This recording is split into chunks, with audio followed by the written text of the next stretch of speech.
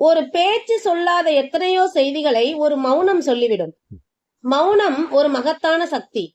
மௌனத்தின் சக்தியை உணர்ந்தவர்கள் அதை தங்கள் வாழ்வில் உபயோகித்து வெற்றி கண்டிருக்கிறார்கள். எப்போதும் பேசாமல் மௌனமாக இருக்க வேண்டும் என்று தெரிந்து வைத்திருப்பதை விட எதை எப்போது பேச வேண்டும், எப்படி பேச வேண்டும் என்றெல்லாம் தெரிந்து வைத்திருப்பது மிக அவசியம். ஒரு அரசனின் அவையில் அறிவு கூர்மையும் திறமையும் மிகுந்த அமைச்சர் ஒருவர் இருந்தார். அவரை எல்லோரும் புகழ்வதைக் கண்டு மன்னர் சினந்து கொண்டார்.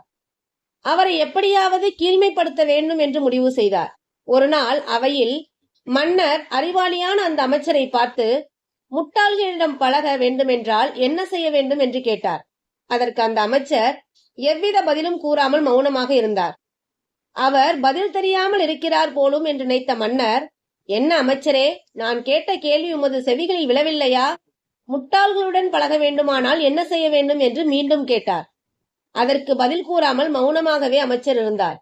இதனால் கோபமடைந்த மன்னர், என்ன நான் கேட்டுக்கொண்டே இருக்கிறேன், எதுவும் கூறாமல் விழிக்கிறீரே, நான் கேட்பது உங்கள் செவிகளில் விழவில்லையா அல்லது என் கேள்விக்கு பதில் தெரியவில்லையா என்று கேட்டார்.